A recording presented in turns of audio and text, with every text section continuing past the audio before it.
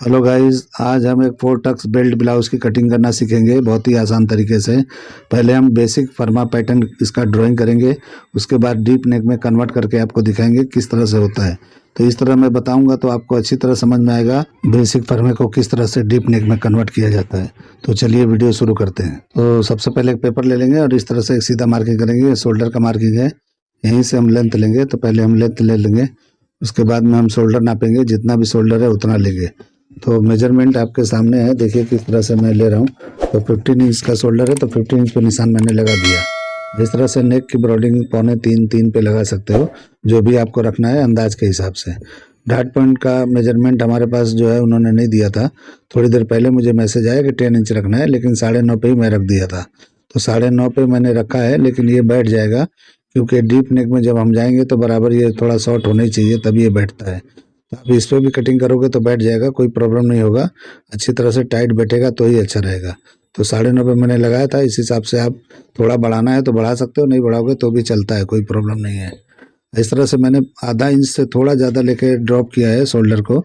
अभी मैं 6.25 पे मैं निशान लगा रहा हूँ आर्मोल का, आर्मोल डीप का। जिस तरह से आर्मोल का लेंथ उतारते हैं उस तरह से, और जितना हमारा अपर चेस्ट है उतना लगा के हमको आधा इंच बढ़ा लेना है, यानी 4 से डिवाइड करना है। 34 को 8.5 होता है, उससे आधा इंच मैंने बढ़ा के निशान लगाया है। इस तरह घुमा के देखेंगे, आर्मोल अगर बराबर आता है जो मेजरमेंट है तो समझ लो कि वो डन है।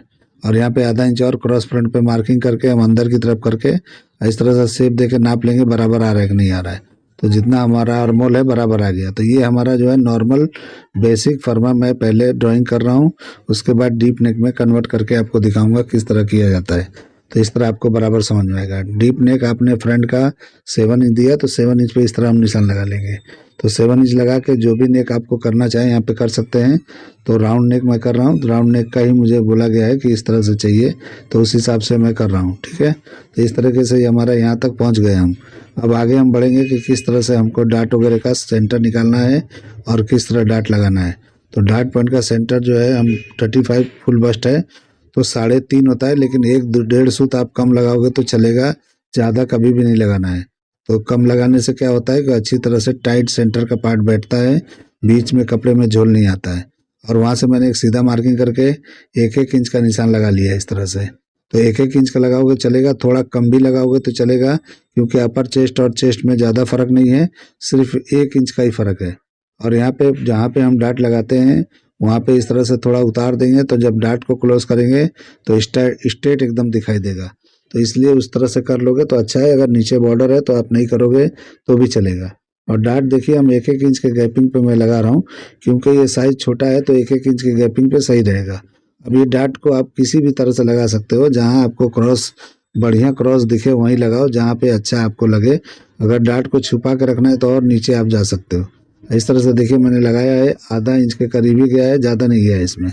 और यहाँ पे जितना भी बचता है उतना हम इस तरह से घुमा के और वेस्ट का निशान लगाएंगे। तो 7 इंच पे लगाएंगे तो 28 इंच बराबर हो जाता है।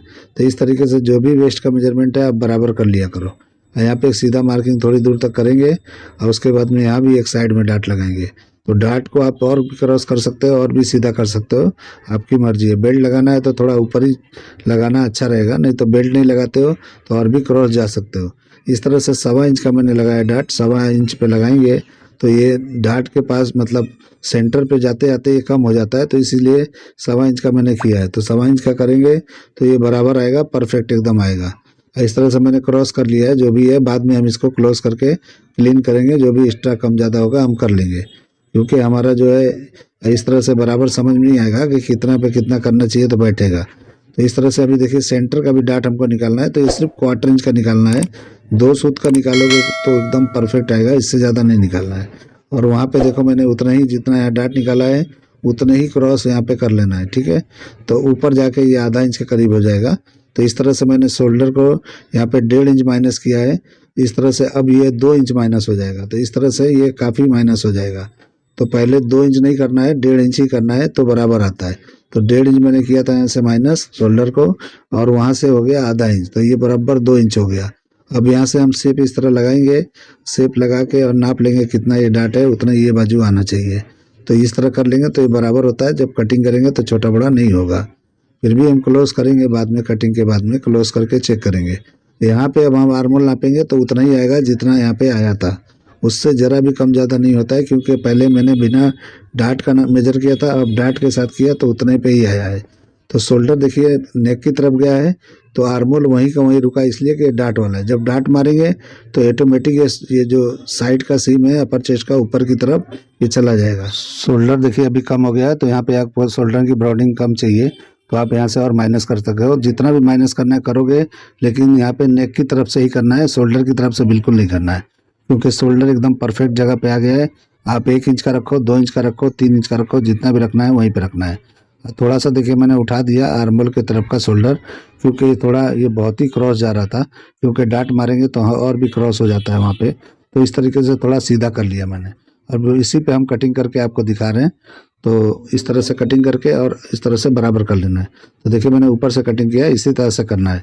तो इस तरह से करेंगे तो बराबर रहेगा। ज़्यादा स्लोप यहाँ पे देंगे तो भी शोल्डर गिरता है, तो आपको ध्यान रखना है, ठीक है, क्योंकि बिल्कुल ये शोल्डर पे जाके बैठता है, नेक के पास नहीं रहता है, बहुत ही डाउन पे बैठता है, इसलिए जो है ज़्यादा स्लोप दोगे तो ये गिरेगा शोल्डर। इस तरह से डाट को हम इस तरह कटिंग कर लेंगे, इस तरह नीचे का भी कटिंग कर लेंगे। तो जो भी हम कटिंग करके अभी डाट को क्लोज करके आपको दिखाएंगे किस तरह से होता है। तो ये बहुत ही आसान होता है इस तरह का ब्लाउज कटिंग करना। आप लोग इस तरह से कटिंग कर लेते हो तो बहुत अच्छी बात है। अगर बिल्कुल समझ में किसी के नहीं आ रहा है तो आप मुझसे 1-2 फर्मा कटिंग करवा के इस तरह से देख सकते हो।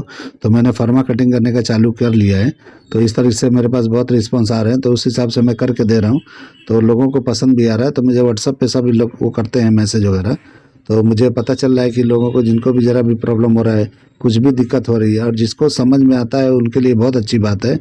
तो जो इस लाइन से जुड़े हुए हैं पहले से, उनको अच्छी तरह समझ में आता होगा कि मेरा कटिंग कैसा है और किस तरह का फिटिंग आ रहा है। तो जो थोड़े नए हैं, बिगनर हैं, उनको थोड़ा दिक्कत होती होगी, तो वो आप मुझसे फर्मा वगैरह कटवा के 1-2 कटवा लें, जो भी पैटर्न का, या बेसिक फर्मा या जो भी कटवा के आप इस तरह से आप रख के और अपने लिए ब्लाउज आप कटिंग करके बना सकते हो। तो इस तरीके से कर सकते हो। मैंने वो चालू कर दिया है, तो अभी बहुत सारे मैंने कर दिए, तो और बिजी हो गया हूँ मैं कुछ ज़्यादा ही, तो इसलिए मैं फिर भी वीडियो बना रहा हूँ टाइम निकाल के।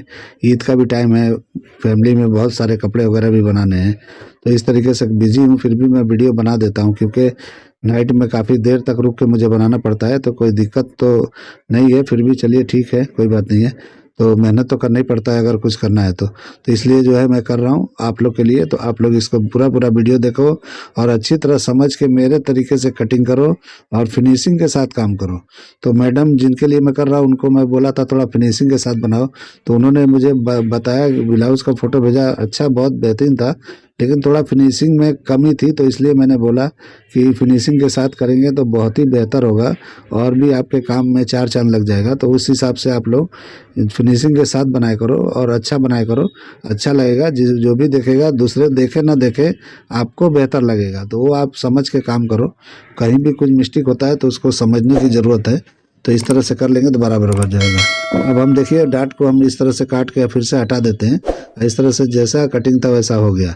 अब हम बेल्ट बाद में कटिंग करेंगे और पहले बैक का कटिंग करके आपको दिखा देते हैं। तो बेल्ट आपने बोला था क्रॉस में चाहिए, तो ये मैं कटिंग आड़े में ही कर रहा हूँ, लेकिन इसी में कर दूंगा जो भी फरमाए। आपको क्रॉस पार्ट पे रख के उस तरह से क्रॉस कटिंग कर लोगे तो क्रॉस हो जाएगा। पूरे ब्लाउज को भी क्रॉस कर सकते हो, लेकिन डाट का जो भी मैंने बताया उसको कम करना पड़ेगा, तब अच्छी तरह बैठेगा। और देखिए ऊपर का नेक है उसको हमको मिलाना है, जो मैंने उधर रखा है सेंटर में, वो नेक के ऊपर का पार्ट को बराबर मिलाना है, नीचे के पार्ट को छोड़ देना है। जहाँ जा रहा है जाने दो, और जहाँ पे अपर चेस्ट मैंने नापा था वहीं पे निशान लगाना है। तो इस तरह से ये बराबर होएगा। तो इसमें कोई खींच वाले मैं हिसाब नहीं कर रहा हूँ, मैं डायरेक्ट बताता हूँ कि इस तरह एकदम बराबर बैठ जाएगा। तो जो मैं साइड खींच के इस तरह आर्मोल खींच के सेट करता हूँ वो नहीं करना है। तो इस तरीके से डाट वाले में बिल्कुल इस तरह से करके अपर चेस्ट का जहाँ निशान लगाया था वहीं लगा के, वहीं पर निशान लगा के, इस तरह से दोनों डाट, ये साइड के डाट को क्लोज करके हमको इस तरह साइड निकाल लेना है, लेंथ निकाल लेना है बैक का, तो एकदम से परफेक्ट हो जाता है। और यहाँ पे देखिए अगर आपका ज़्यादा डीप नेक है तो यहाँ पे माइनस पे चले जाओ। अगर आपने 10 इंच दिया है तो यहाँ पे बराबर पे भी लगाओगे तो चलेगा। अगर उससे ज़्यादा लो जाना है तो आपको क्या करना है कि यहाँ पे आधा इंच माइनस कर लेना है, माइनस करके लगाना है, और वेस्ट जितना है उतना पे लगाएंगे, यानी 7 इंच पर निशान लगा के इस तरह से आगे बढ़ेंगे। ये 1.25 इंच का 1 इंच का डाट लगा देंगे। उसके बाद हम साइड को क्लोज कर देंगे, इस तरह बंद कर देंगे। अब आर्मोल का शेप लगा लेंगे, जिस तरह का आर्मोल है उस तरह लगाना है। अगर सीधा लगाओगे तो अच्छा रहेगा, नहीं ऐसे समझ में आता है तो थोड़ा फुट पट्टी से सीधा निशान आके इस तरह से घुमा दो तो बराबर हो जाता है। शेप निकालना सीखो आप अपने तरीके से, जैसे मैं करता हूँ। तो आप थोड़ा बिगड़ेगा कोई बात नहीं है, बिगड़ने से तो ही सीखोगे, बिगड़ेगा तो कोई प्रॉब्लम नहीं होता है। तो इस तरीके से अभी 10 इंच पे हम नेक का निशान लगा दिए, जो भी हमारा डीप नेक है बैक का उसका। डीप नेक लगा के इस तरह से शेप दे देंगे अच्छी तरह से। तो शेप अपने हिसाब से अच्छा दे सकते हो, जितना ब्रॉड चाहिए तो और ब्रॉड जा सकते हो, नैरो चाहिए तो और कम कर सकते हो, नॉर्मल चाहिए तो इस तरह से कर सकते हो। तो मैं नॉर्मल बता रहा हूँ आप लोग को। अगर आप लोग को ब्रॉड चाहिए होता है कि बहुत बैग में और ब्रॉड बाहर की तरफ और खुला खुला दिखाई दे, तो ये तो भाग के अपनी जगह चला ही जाएगा, जितना है उतना चला जाता है।